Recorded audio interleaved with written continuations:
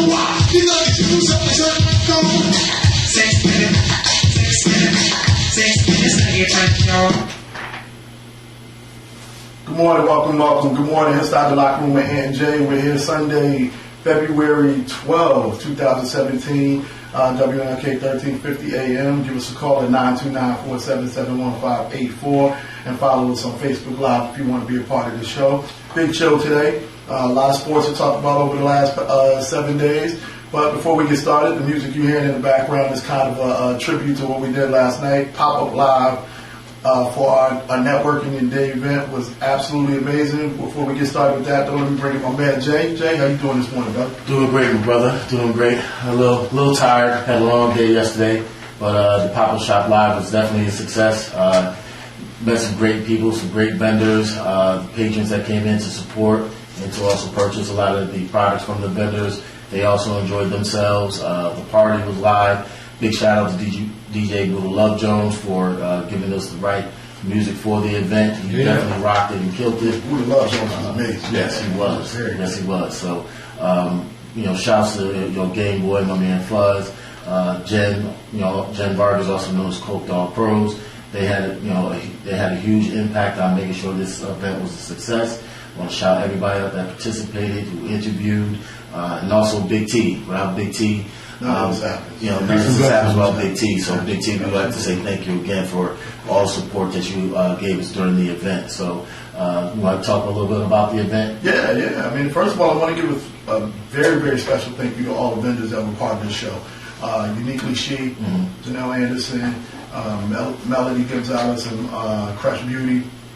Vern came through with a Piece of Beauty. Bridget Williams came through, Necessities 101, Mufasa Bastet and Mufasa's Corner, Zach Rentz, T-Lab Inc., Ani Rentz came through with Beyond Sweet. So her cupcakes went like wildfire. Yeah, man, and everybody, it was just an absolutely positive vibe to see such young black entrepreneurs and a bunch of our people supporting each other. Can't forget Bianca Miller. Bianca Miller, yes. With her her events. Be Trendy events. Martine came through. Martine Senecal with her My Rouge publicity and marketing. So we want to shout them out as well. Glenn Floyd, Save a Dollar. Yep, Save a Dollar. Glenn Floyd with a Save a Dollar business. Big Ed Entertainment. Big Ed came through, gave us a great interview. Hopefully, in the next week or two, we'll be able to play some of these interviews for you guys on the show, so that you guys can kind of listen to what some of the amazing people that we talked to last night at the event. Again, DJ Buddha Love Jones was outstanding. Shout out to Nesta, our other co-host who is in the studio with us this morning. She had some other things to do. She'll call in a little later. But Nesta was absolutely crazy last night. She had a really good time. Yeah, she was hitting them with the Kid and Play kick step. You know what I mean? Yeah. Kill them dead on the dance floor. They didn't know that we had a ringer, so to speak, into NY last night. So we brought our ringer in Nesta. You know what I mean? Yeah, and I think the biggest thing about last night for me was just the amazing vibe and the positivity that was in the building. A lot of people showed up later on in the event. We got a chance, like I said, to interview everybody, and it was just such an amazing and positive vibe that I really liked it. Really enjoyed myself. We can't forget to shout out NY Lounge for letting us host the event there. Their hospitality, their food was amazing. I think when we first started off the event, I think everybody, I say probably between 3:30 and like 4:30, had plates in front of them just eating the chicken and waffles. Personally, I had that salmon. It was amazing. Every big shout out to NY Lounge, Eric, Mike, you guys, you guys definitely blessed us and letting us use your location there. So we thank you again. Yeah, we are so proud of everybody that was part of the event last night. Like I said, just some amazing people, some amazingly dope entrepreneurs. And we hope to do another one in March. We're looking at a date to kind of maybe do another one next month and invite some more people to come in. Obviously, the guys who were part of the first one had first dibs at getting a vendor spot, but we would love to invite more people to be a part of what we were doing. Make sure you guys support all of these people, though. Make sure you go support the Uniquely She's. Go to their websites, go to their social media pages.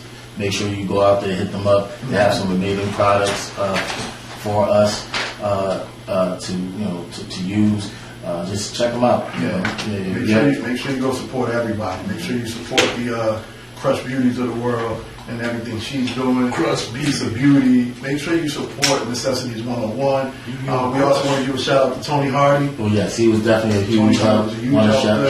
He's part of the NLK family, so we definitely appreciate everything he did during the event.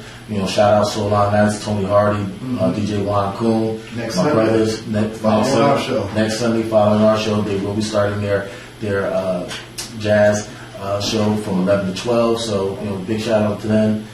Tony, we appreciate you and everything that you did during the event as well. So thank you. Absolutely, and I know you said a little earlier. You shout out to Coke Dog Pros and Jennifer Vargas for all she did last night. She was amazing in keeping the radio stuff flowing and keeping our energy up. And Game Boy Fuzz was, man. Sean Rimber did his thing last night, man. Both of them are like fam to me, man. We do a lot of networking, we do a lot of building, we talk about different events that we want to bring to the Lower Fairfield County area that people will enjoy and will embrace. And I want to shout them both out. They definitely held it down last night, made sure that the back end things that needed to get done during the event were taken care of while we were doing our live radio broadcast. So big shout out to both Sean Rembert and Jennifer Vargas. And again, hopefully we'll get all the interviews up soon for you guys to play them on air so that we can give you guys a little taste of what pop-up live is again. And then once Jay and I and Sean and Jennifer, the team gets together and picks another date, we'll definitely put it out there and invite everybody to be a part of the next pop-up live event in March. And so we had a lot of fun last night, man. We were both a little tired. Definitely. A little worn out. I want to give, before we get started into sports and the sports world, I want to give a shout out to my guys, my 8th grade TMT travel team, who last night won again. They are 14-6 on the year. Finishing up their regular season. They won their division last night, clinched the division. So my young boys are playing well. I'm proud of all of them. Nice. And so I got a group of 13. I want to say, shout out to Terrence Fuller and the TMT family and everybody who's a part of that. I had to go to a game after the pop-up live event, and like I said, my boys are playing well. I'm very proud of them for that. So I definitely want to give them a shout out.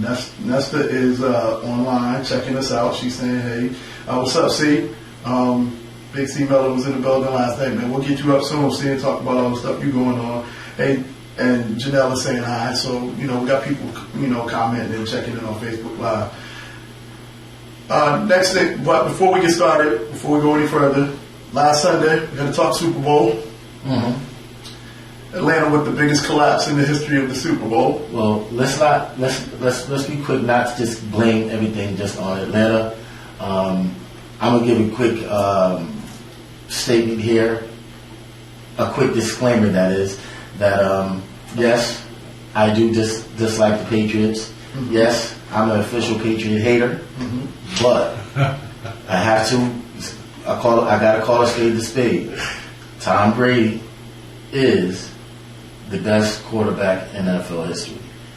It wasn't just Atlanta having the biggest collapse in the Super Bowl. Tom Brady had to play great to make that comeback happen. To be down 25 points with 8 minutes left to go in the third quarter and to bring that team back to force overtime and to win the Super Bowl in that fashion, I think that solidifies his status on Mount Rushmore of NFL quarterbacks. I totally agree with that. It's very hard to say that Tom Brady is not the greatest quarterback in the history of NFL, in the history of the NFL. Yeah, that performance was definitely, what can you say about it? Atlanta definitely choked. I questioned some of the coaching staff there, some of the decision making they made. They played not to win the game. They should have did the things that kept them, that built that lead to them. They went away from the two-headed monster. I just don't understand why they didn't keep running the ball. They should have kept pounding the rock with their running backs. If they did that, they could have kicked a couple field goals and the game would have been over. But they made some bad coaching calls, bad play calling decisions, and helped the Patriots come back and win this game. I think the only problem I have with that theory is that that's not what got them to 28-3. They were moving the ball up and down the field. That's not what got them to 28. They were passing the ball to Julio. They hit Sanu. They hit Gabriel. but they also gave it to those backs. Those backs were, in my opinion, Freeman was playing very him and Coleman together. Coleman did get dinged up a little bit during the game, but Freeman and Coleman together really made big plays in that first half of that Super Bowl. They impacted the game dramatically in regards to building that lead, and I think they totally went away from the two players, which was the mistake of the century in my regards, in regards to the Super Bowl, when it comes to the Super Bowl. Mm-hmm.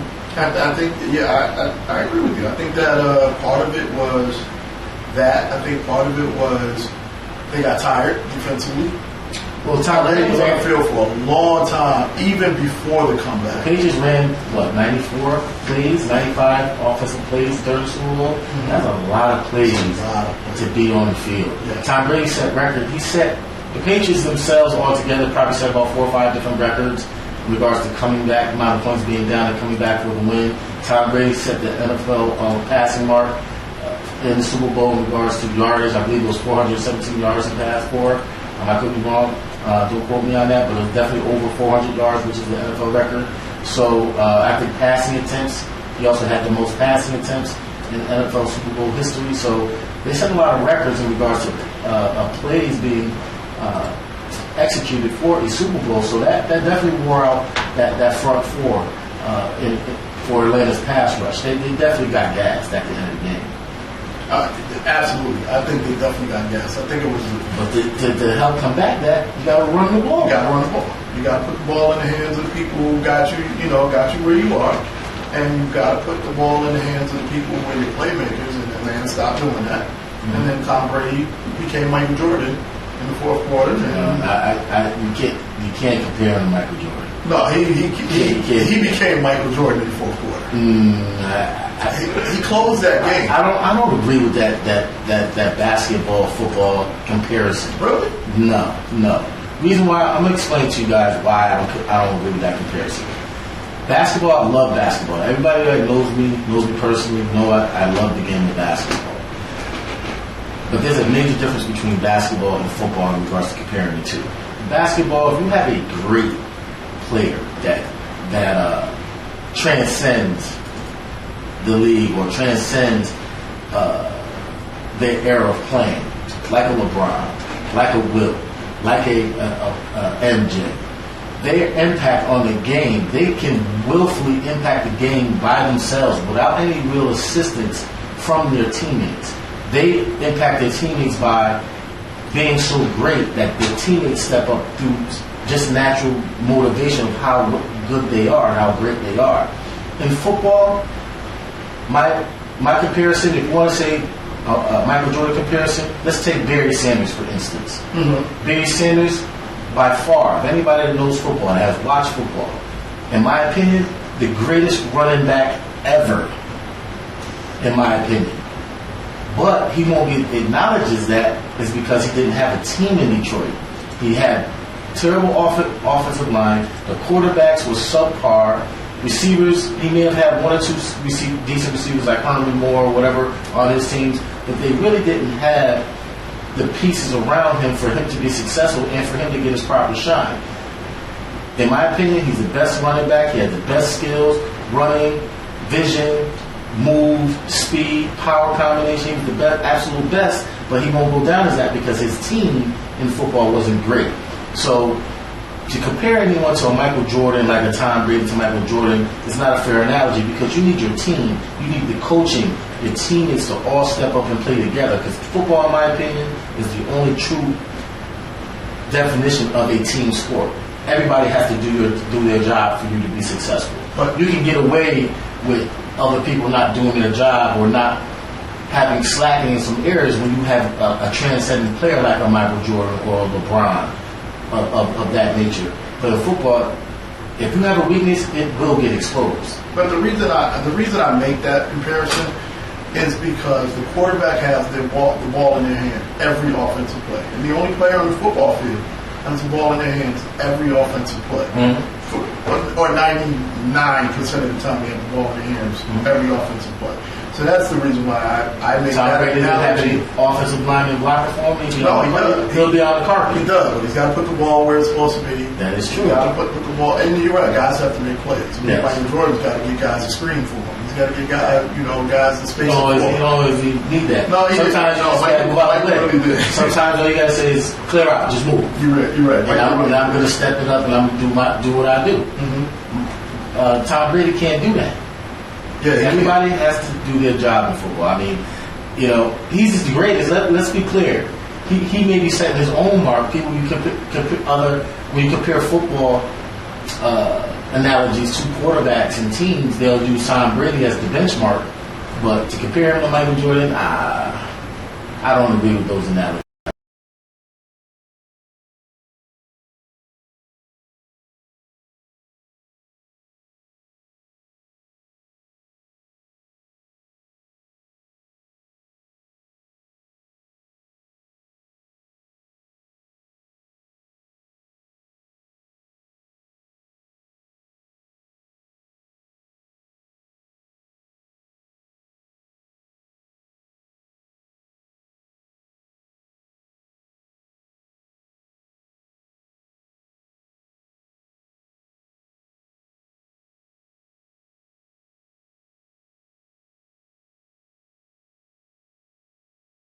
And then we'll come back and talk some New York Knicks on the other side. And we'll be back in a minute inside the locker room with NJ. All right?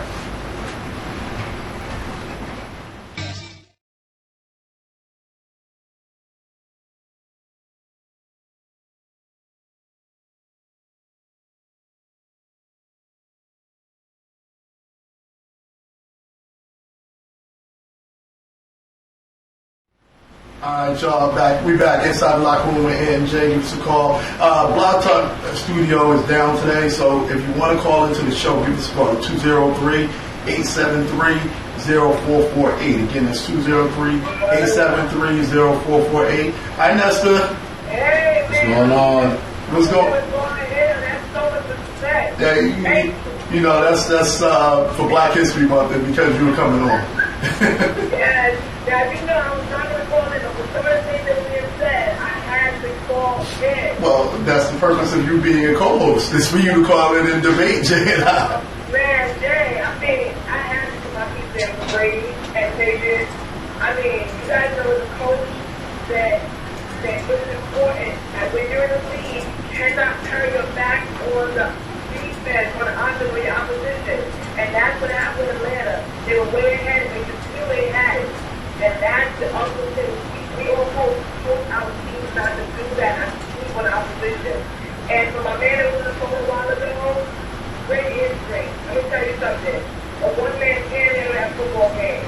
Because I played football at mediocre level, flag football. You cannot make a pass. If your pass is far and you're playing like captain, you've got to find a way to make that pass and you've got to catch that ball. So it does come down to that quarterback. You cannot take credit for Brady because he made it happen. I sat back on my jaw dropped and watched him make play after play after play till he got it done in one quarter. That's great stuff. Well, I'm not taking. That was me that was talking about Brady. By the way, Nesta, this is Jay. I'm not taking anything away from Brady and his greatness. He is the absolute greatest quarterback to ever play in NFL history. All I'm saying is to compare him, the football analogy, I just don't agree with because of the way the game is played.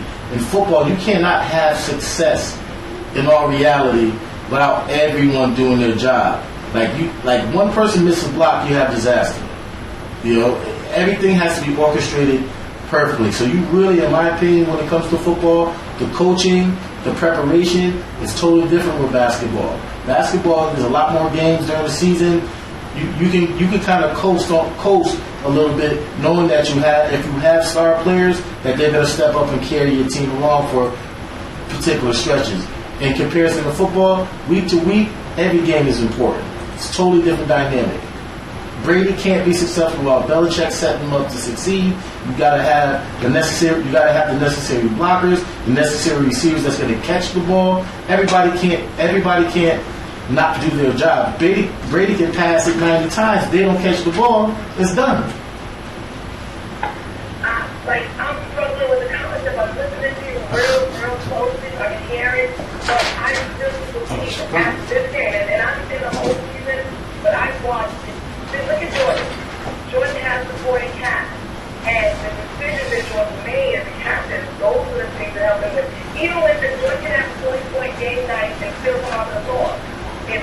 players if there wasn't some connection that he had with his players as a leader. That is true. That's where I'm seeing that. I mean, when you're at the football team and you talk to the quarterback calling the huddle, he's making those decisions. When he sees that the wide receiver's not capturing, well, yeah, I'm going to help. He's making so many decisions on that field. So from a mechanical point of view and from a leadership point of view, that's where I see the similarity. Because it takes someone with great leadership to be able to make things happen apart from the coach on that field. So that's why I think there is maybe a very gray area. But when I heard and maybe that, I can feel it. I can go. That's the way you explained it. That's definitely a fair assessment. I can agree with you on that end of it. I just think that let's not take away from Brady and what he's doing. I think that you need to leave him in his own category by itself. You don't need to compare him to Mike. That's Tom Brady. You know what I mean? That's what I'm really trying to get at. Let's not compare him. Oh, he had his MJ moment. He had this type of moment. Look, this is Tom Brady, and like I said, I'm a pure Patriot hater. I'm not gonna say that. Patriot hater. I'm a hater of the Patriots. I'm a Pittsburgh Steelers fan, so you know I hate the Patriots. But he's great. I have to call a spade a spade. He is the absolute greatest quarterback. He's the best. Nesta, how long do we have you for? I got one more question and I'm going to go. I know you're rushing. No, we're not rushing. I had another topic to go to, and You want to see if you want to be a part of it. I'm going to stay as long as I can until they tell me I got to go. Keep going. Okay. Well, 2 questions real quick, and then we'll move on to the next subject. Who are the top 5 quarterbacks in your eyes? In order, in ranking. Starting with 5 Do first. we all agree that we go 5? No, let's go 1 first. 1 first? Yeah. 1 through 5? Yeah, do we all agree that Brady's at 1? Definitely. That's unanimous. We'll all agree that Brady's 1. Now the question is, who's 2? You go first, Ant. I got Montana at 2. Nesta? You know them better than I do, so I have to follow your lead because I don't follow all of them. I have my favorites, and that's who I watch, so I wouldn't be able to compare them and give a constructive choices. So I'll go with that. And we'll just do Super Bowl era. We'll do Super Bowl era, so we won't have to worry about 75 years ago. Yeah. All right, but I've got Brady, Montana. Okay. I'm not saying anything because I agree with you. We're good on 1 and 2. Yes. Yeah, I'm going. Number 3, I probably have to go Bradshaw. If we're going to just Bradshaw? Super Bowl era. Greatest quarterbacks? Now, why are you picking Bradshaw over, let's say, Peyton Manning or, let's say, Dan Marino or John Elway? John Elway. Why are you picking Bradshaw over those type of quarterbacks right there? And that's probably where my mistake is. Because now that you mentioned those guys, I'd probably pick Elway at 3. Elway at Is it 3. because it wins? Is it because It's because it wins or I just think overall as a quarterback. I just take all Elway. qualities. Yeah, I take type of Elway. leader, Yeah, take wins, Elway. Super Bowls, Take Elway at 3. stats. Yep. Okay. Because you know Bradshaw stat wise is not going to match up to No, none of those ton of guys. quarterbacks. He just won 4 Super Bowls. Yeah. But he's not. Right. So I take Elway at 3. Elway at 3. Manning. Yeah, I agree with that. Manning at 4. Manning at 4, Mm-hmm. just because he has 2 Super Bowls. Yeah, and all the career stats. Now who's 5? That's a good question. Who's 5? You got Marino, you got Aaron Rodgers, you got Drew Brees, you got Kurt Warner. Yeah, you guys are forgetting some people now. Kurt Warner was a bad man too. Greatest Eli, shooter. Nah. Well, All you Giants fans that sitting out here talk about Eli because he got 2. Nah. I would have been said Ben in the top 5 by now, but no, it would be not hard, yet. It would be hard to take Ben out of there, but if I had to go 5, Aaron Rodgers. Aaron Rodgers over Marino. Yes. Really? Only because Aaron Rodgers has won a Super Bowl and Marino hasn't. What about Drew Brees? He won 1 too. Yeah, but look at his numbers he puts up. 5,000 a year. And he doesn't have a defense or nothing else. He never has anything. This is true. 5,000 a year. Drew Brees is a bad man. Mm-hmm. It's an interesting. Why are you picking Aaron Rodgers at 5? Because I just think overall, I think Aaron Rodgers is the second best quarterback in the league right now. He's the second best to Brady. Yeah, to Brady. He only has one Super Bowl win. But I just think overall, Aaron, I think that's a lack of. So you're going on the eye test. Yeah, just eye test. And his ability. Yeah, I think he's different. I think Aaron Rodgers. I agree with you in that. He's District 9. Mm-hmm. Anybody that's not normal on that level, like an Anthony Davis, Barry Sanders, Jim Brown, they're different type of individual when you see them on the field. So, yeah, Aaron Rodgers is a just number 5 pick. I think that Dan Marino, if he would have had some defense behind him, he would have won multiple Super Bowls. I'm picking Dan Marino at number 5. Then Aaron Rodgers 5B. This is Black History Month. I'm going with Doug Williams.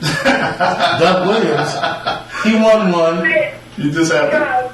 I mean, it would be nice to be a little more color in the quarterback position. So.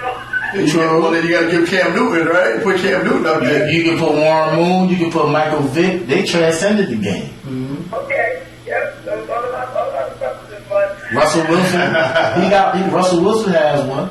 Ness, did you watch? Yeah, Russell Wilson does. And 2 Super Bowls. Should have had 2 if they ran the ball. Yeah, another coaching mistake. The last 2 Super Bowls, for all you Patriot people out there, if these coaches, for the last 2 Super Bowls y'all went to, would have just did the right thing by giving their running backs the ball, you guys would have 2 losses instead of 2 wins, man. This is what frustrates me so much about these coaches, whether it's Atlanta or the Seahawks. These Hawks, man, I don't know what's wrong with them, man. When they play against the Patriots, it's like they lose their mind in the 4th quarter. Run the ball. You'll win the game. You'd have won the Super Bowl. Seattle definitely would have won. If they both would have ran the ball, whether it's the Falcons or the Seahawks in Seattle, they would have won it. It speaks experience, Tuesday, because, that decision making comes with the experience of being somewhere, of knowing how to handle this. Seattle won the Super Bowl the previous year. So, I agree. There's nothing to disagree about that. It's interesting to see coaching decisions when the game. You got beast mode. Mm-hmm. He just got you down there on a 7-yard run. When the game's on the line. 1 yard line. Run the ball. Big shout out to my man Zach last night. Big T came in the building and brought in a T-Lab bag. We got a T-Lab bag. Big shout out to my man Zach and C. Miller, y'all. We wanted to shout them out. Real quick, Nesta, did you watch any of the game last night? No, I didn't. I tried to listen to it on 98.7. Golden State, Oklahoma? Yeah, I'm missing a lot of games because I'm not home, so I'm just trying to get my app to work, but you got to fill me in. Welcome to the world of partying. Well, nothing's really changed in terms of the overall aesthetics of the game. Golden State blew out Oklahoma City. Although Oklahoma City did get it down to 11. Yeah, they did get it down to 9, 11, and 10 at one point early 4th quarter. But Golden State then ran it back up and pulled away. This is the first time this is the 4th meeting between the 2 teams. Third. I thought it was the 4th. No, third meeting. They got one more in March. This is the 3rd meeting. Kevin Durant averages over 37 points a game, I believe, in all 3 games. Yep. And this is the first game that they started drawing at each other during the game. I was watching parts of this game, and they kind of they took it personal, man. In OKC, they gave away free T-shirts, I believe, with a cupcake on it. Yeah, that was all Russell Westbrook's doing in regards to talking about Kevin Durant. There's some backstage things. The Golden State Warriors, Kevin Durant tried to hire a restaurant privately for the whole Golden State Warriors that he knows that the OKC team goes to. The owner said no, you can't do that to the fans and to OKC. So there's a lot of pettiness that's been going on between the 2 players. It's just interesting to me that just right now it's starting to pick up in regards to a rivalry. They started drawing at each other. You can see that Russell Westbrook was saying, I'm coming for you. And Durant's responding I just wish he had one more player. Like I wish Westbrook had. With this kind of year, he had one more player. Oladipo's a good player, man. Yeah. There's plays where Oladipo can make plays, but Russell Westbrook doesn't let him. And that's the reason why. 47, 11, and 8 last night. And 11 turnovers. Well, a lot of that was dribbling the ball too much. Well, give it to Oladipo. But again, they don't win if he's not playing that way. Like they don't win it all. How do you know that? They don't win it all. Mike was playing that way until he started. Michael, let's go back to Michael Jordan. Early on, before Pippen and them learned how to play. Him and Horace Grant both got drafted. They weren't great. They weren't. Scottie Pippen was Scottie Pippen his first year. He was just a rookie that was he was average. He wasn't been in this league now for 4 years. But he didn't play with another great player. No, he played in Orlando. I think if Oklahoma City gets one more player, one more, maybe a wing, a long wing. I think Russell has to change his mindset of trusting his teammates. That's the reason why Durant played 9 years in OKC. They are 30. 6 years of it, 7 years of it was with Russell. He got tired of the ball not moving. Nesta, what do you think? Russell struggled with that last season too, to the very end of the season, he became a new player. It's the same thing. So, every new team he goes to, why does he have to go through the same process? Learn to play the game. They're 31 and 24. He's averaging a triple-double this year. So what? He's second in the league in assists. How many, what else does he have to do? He has to trust his teammates. They would be 20. They'd be the Nets if he trusted his teammates. But how many turnovers? I bet you he's what? Is he number one in turnovers? I bet you he's top 3 in turnovers. We'll pull up some stats. I bet you any amount of money he's top 3 in turnovers. If he's not number 1, he's in the top 3 in turnovers in the league.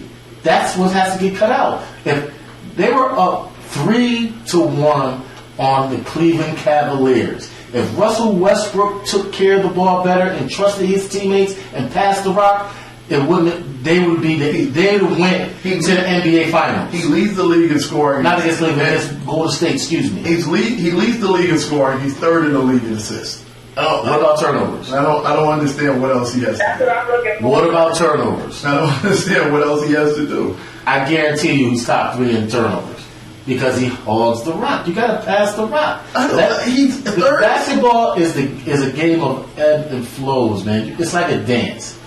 It's like doing a waltz. You have to let the game flow, and when it's your time, it's your time. Let the ball rock. Let everybody touch it. When everybody touches the rock, everyone feels good. Your teammates feel good. If I'm not touching the rock and I'm just running up and down the court, I'm out of the game. I don't feel like I'm part of the game. Because he's not as bad as he used to be. That's the thing. He's not the same Russell that he was as far as giving the ball up. So he's doing a much better job at the end of last season. He started to really progress. So are you jumping in based on his pass? No. Because he's not as bad. I'm not basing anything on his pass. He had 11 turnovers yesterday. If you talk about pass, I'm talking about yesterday. Look, they're not. He had 11 turnovers yesterday. Look, they're not beating last night, but they're not beating Golden State. Like, I don't care if he had 1 turnover. They're not beating Golden State. That's just not happening. And I agree with Mike Wilbon on ESPN. He said this last night. If Golden State's going to play the way they played last night, no one's beating Golden State. It's not happening. Durant had 34. That's on top of that 26. Curry beat. had 26. You're not beating them if they play that way. They're beautiful. Know why? Because you can't guard them. When it comes to playoff basketball, the game is slowing down. It gets more physical. How do you think LeBron beat them last year? Why do you think LeBron's asking for help? He slowed it down. LeBron realizes that he needs. You're not beating. They got to worry about getting out. They got to worry about getting out the West. I know you're a Spurs fan. They got to worry about getting out the West. This is a Spurs fan talking. They got to worry about getting out the West. This is the Spurs. He's just in the option with LeBron realized there was no room to be attached, and he kind of took over. And he went from being that, okay, I'm giving the ball up. When you their work, you go with it. So somebody might say that, there's never any guarantees to play on basketball, and I truly believe that. Because the more you're playing a team, the more comfort you give that team. And you have game 1, you have game 2, by game 3, sometimes something connects, something clicks, like, wow, we got a way to beat them. And so I think that's what happened with LeBron last year, and he didn't expect that. So I agree. Somebody can go off on that. Every separate way people are trying to figure it out right now. Golden State's Achilles heel, in my opinion, this year, is they lack size. They had Festus Ezeli and Bogut to protect the middle of that paint. They don't have that this year.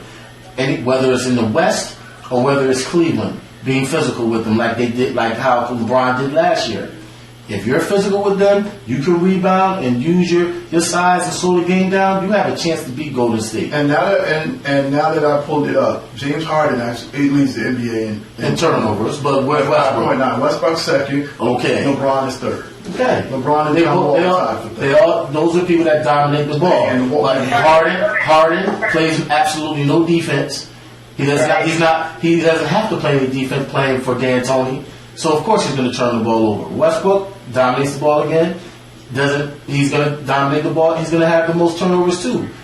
You know what I mean? But if you look, I'm going off of the eye test. He forces a lot of stuff. I'm not saying that he's not great. He's a great player. He's an MVP candidate. That guy is 12th in the league in rebounding, and the 11 people in front of him are all big people. Hassan Whiteside, Andre Drummond, DeAndre Jordan, Dwight Howard. They're all Anthony Davis, Carlin, all of the Kevin Love, DeMarcus Cousins. Those are the guys who are in front of. Westbrook is the first guard on this list. He's averaging 10.5 rebounds a game. I mean, it's crazy.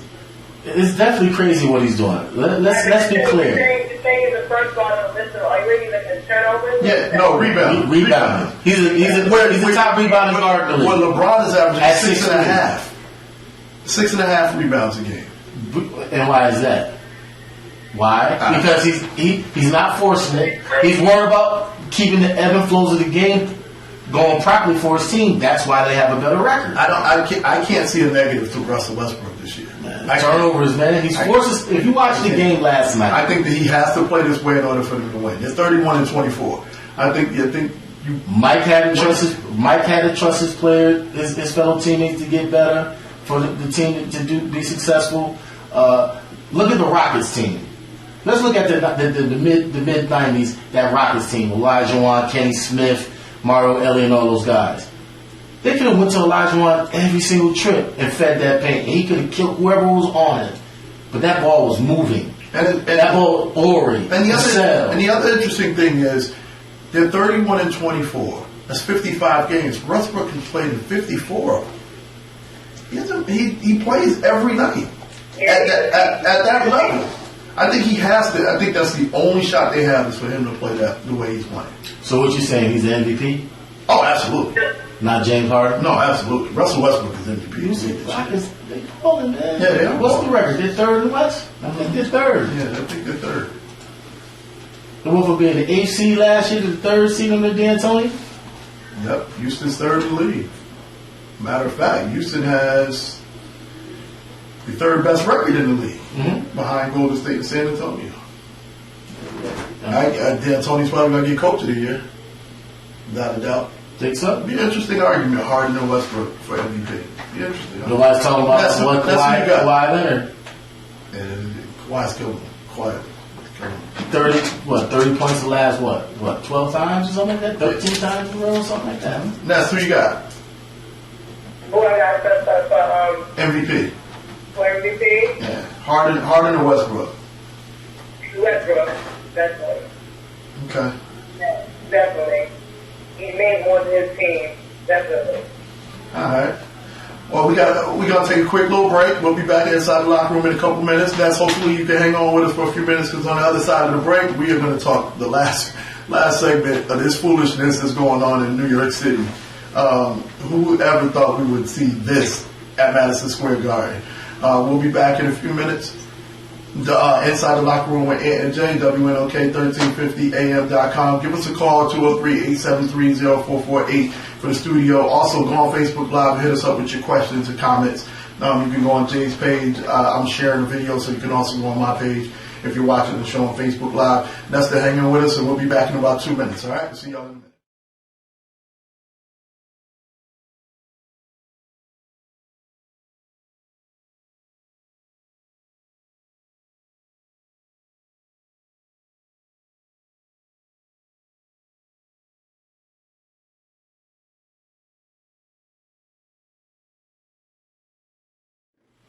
Inside the Locker Room, we're back again. WNLK 1350 AM. Check us out on Facebook Live with Jay. And also, we have a YouTube channel. So if you guys ever want to go back and check out old shows, old interviews, old videos, we have a YouTube channel. Go on YouTube, type in Inside the Locker Room with Ant and Jay.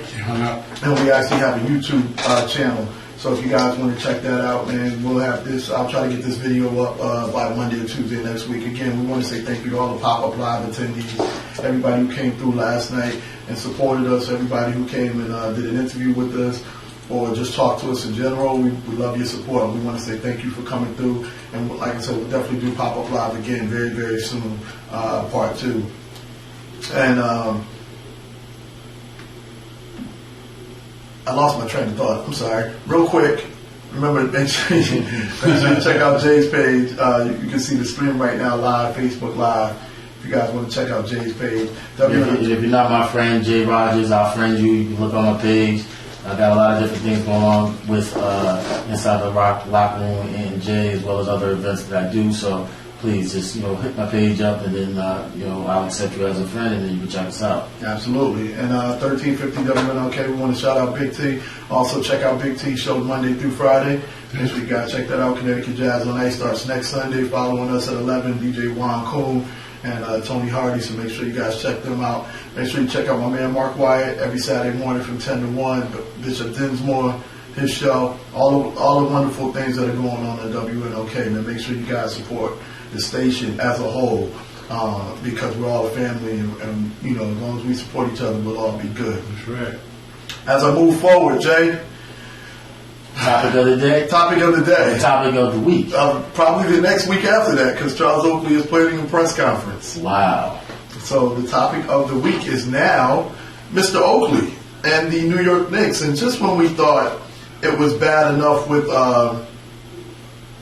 Phil Jackson and Carmelo Anthony pettiness back and forth between the two. Mm-hmm. We had an incident that occurred when the Knicks were at home playing against the Clippers. Mm-hmm. Probably within the first quarter, scores probably about 16-14 or 16-16.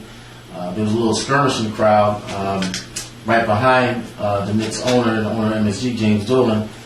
Charles Oakley pretty much was escorted and arrested from MSG due to being told by James Dolan, James Dolan didn't want him sitting there, so he told his security to escort Charles Oakley out. What transpired after that, there was a little skirmish where he had to be dragged out of the arena. There's been some back and forth between the two different parties. Charles Oakley said he did absolutely nothing wrong. They just basically came up to him and said that we want you to leave, and he felt like why should he leave when he paid for his ticket, which I still can't believe that he's a former Knick paying and purchasing a ticket versus James Dolan pretty much implying that Charles Oakley has issues and maybe have a drinking problem. Is it at DC? Do we have you online? Hello? Somebody's there. Hello, are you there? Can you hear me? Can you hear us? I guess we dropped the call there. No, they hung up. They hung up? All right, Okay. we'll give him a call back. We'll get DC to call back in a minute. I agree with you, totally. And even prior to that, let's go back a few days prior to that. Mm-hmm. The back and forth with Phil Jackson and Carmelo Anthony is getting absolutely disrespectful. And I think that Phil Jackson is way out of line right now in terms of how he's treating Carmelo. I think Phil Jackson should be fired. I think he needs to be run out of town in New York. But with the press conference, James Dolan annulled that. So, DC? Hello? Hi guys, can you hear me? This is DC. Yeah, we can hear you now. Hey, DC, how you doing? Good, how's it going? That's good. Online inside the locker room with NJ right now, we have DC Livers or Livers? Let me make sure I say that right. Yeah, because some girls are live, but I'm a liver. Okay. It's DC Livers, who is an NBA and New York Knicks beat writer. She reports for the New York Knicks. She's at the Garden on a regular basis. She's my new personal friend, so I asked her to come on and talk a little bit about the Knicks. Jay, Obviously, you know you're talking to Anthony, but I'm with my partner, Jay. How you doing, DC? Hey, everybody. How you doing, Jay? Doing Great well. show. We started talking a little bit about what's going on at the Garden. I want to back it up, DC, a little bit, because first it started with the disrespect between Phil Jackson and Carmelo Anthony. And I think that it's at a point now where Phil doesn't want Carmelo there. He should just get rid of him. He should just go out and find a trade and get rid of him. It's not going to make the Knicks any worse or any better. So go ahead and get rid of him if you don't want him there. Mm-hmm. What are your thoughts on that part first, before we get to Oakland? I mean, if you like alternative facts and fake news, why not? Why not get rid of Carmelo Anthony? Okay. If you have the truth, this man has done nothing but bring goodness to the Garden. He has had 80 different teammates since he came. 80 different teammates. He said 5 coaches and 2 general managers. Why are we blaming Carmelo Anthony? This is not a Carmelo Anthony moment. At what point do you get to keep your job if the Knicks defense sucks?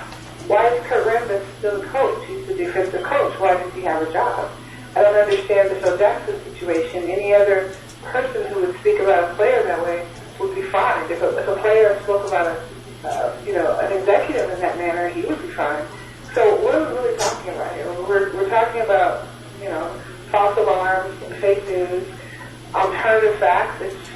Things that just didn't happen. So, not that I'm defending Carmelo because, I'm still mad at him for not playing with the record.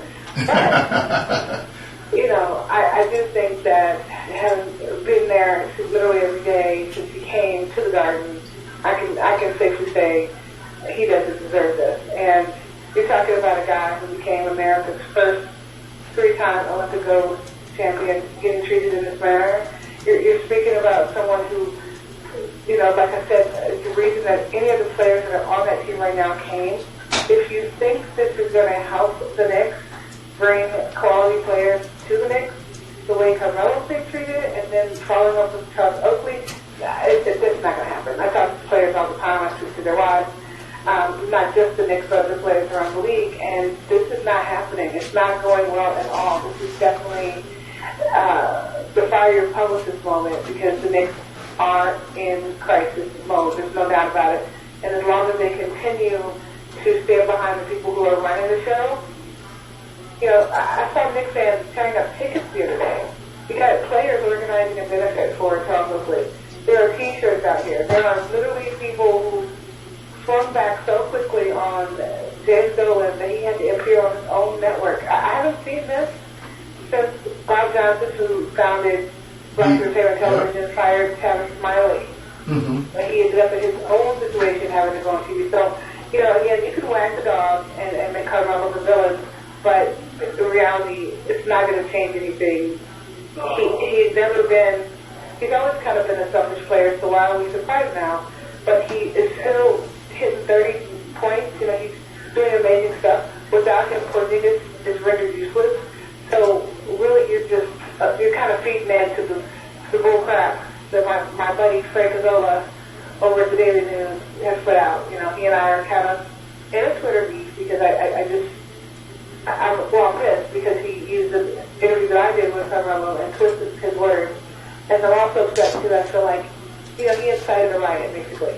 He might have gotten some little favors for it, but he's trying to backpedal now. But he lied on Carmelo. He lied about a bunch of situations. And it's now created this epic get rid of Carmelo bubble that when it bursts, you guys are going to realize Carmelo is saving the team. And I totally agree with everything you're saying. The Knicks are 3 games out of a playoff spot. So it's not like they're totally tanking the season. It could be my Brooklyn Nets. So they're not totally tanking the season. And I don't even think they're that close without Carmelo. So why this disrespect? Why this treatment after all this time? I have no clue. Phil's trying to use Carmelo as a scapegoat for his ineptitude as being the general manager. I'm still trying to figure out why everybody gives him so much credit for being such a great coach. That's real simple. He's got a lot of rings, so why not let him do it? You've got people who get to coach the Knicks who never coached. You have, Jason Kidd. You got, Derek Fisher. Why not let someone with 7 rings have a shot at it, or 6 rings, or whatever the heck he's got? Why not?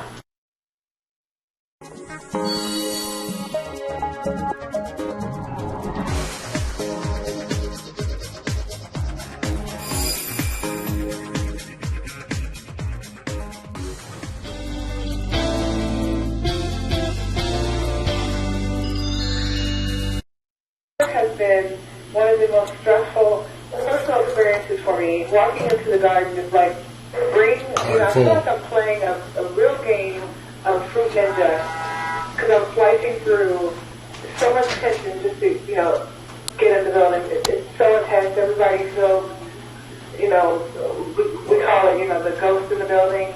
It's real. He has created such an adverse environment, and he doesn't even really seem like he wants to even stay. So why are we doing all of this? Why are we uprooting the entire Knicks team? Why are we taking people like Brandon Jennings and literally breaking their spirit? Why does Courtney Lee have to endure this? You have a 21-year-old kid, Christoph Davidic, who's talking to his people about how do I get out of this? Yeah. So this really isn't. This is not the time to break ranks, but it's broken. What needs to happen right now, we just started a petition on our website to get Charles Oakley and hopefully Patrick Ewing a wax statue in Madame Tussauds, which is in Times Square. No. Ironically, the only Knicks player in the history of Knickdom who has a wax statue is Carmelo Anthony. Wow. So I think one thing that would be very helpful to the fans, to the city, and healing is, hey, let's get that statue for Charles Oakley. He deserves it. Now, real quick. They deserve it. Now, real quick. You obviously gone over the Oakley thing, and it's really bad. Is there any solution? I mean, obviously he's been banned now. Is there any other solution besides Dolan or Jackson going? Well, actually, the owner, Mr. Dolan, has backpedaled a little bit. He's softened his approach, and he said, it's not necessarily a lifetime ban. So there's some little room there. And the truth of the matter is, he doesn't really like being known. He likes to come to the garden and slip out because no one knows who he is. Well, that's over. Everyone knows who he is now. So I don't see how he, makes it through the rest of the season without trying to appease his fan base, since he still has to sell tickets for next year. And he's got to, do that stuff. You have to remember that his own team, the hockey team, the Rangers, the very next game after the Charles Oakley thing, several of the fans were escorted out because they were chanting for Charles Oakley, and a couple players were actually spoken out from the Rangers saying they support him too. This is not a race moment. This is not a basketball moment. This is not even a sports moment. This has become a movement, a fairness and equality moment. Everybody can remember a boss who treated him like crap. I know there's lots of big fans that want to, do what happened. I'm not condoning that in any way. I am just going to be saying that the reality is this is a mock game. Real quick, do the Knicks make the playoffs? Yes or no? The Knicks make the playoffs, of course. Why not? The East is so bad this year. Yeah. I can make the playoffs. Yeah. So let's go for it. Let's go for it. They're 3 games behind Charlotte, so they can catch Charlotte. I think they can catch Charlotte. They can make it. At this point, the coaches told us that all he's expecting from Carmelo is that he plays hard. They're not even, as long as he suits up, they're happy. I'm sorry. They're 3.5 games behind Detroit. I'm sorry, 3.5 games behind Detroit. Real quick, give us all your information, how they can get in touch with you, DC. You can always follow us on probably the best place is Twitter, Black Press Radio. We're pretty much Black Press Radio across the board, or Black Press across the board on all social outlets.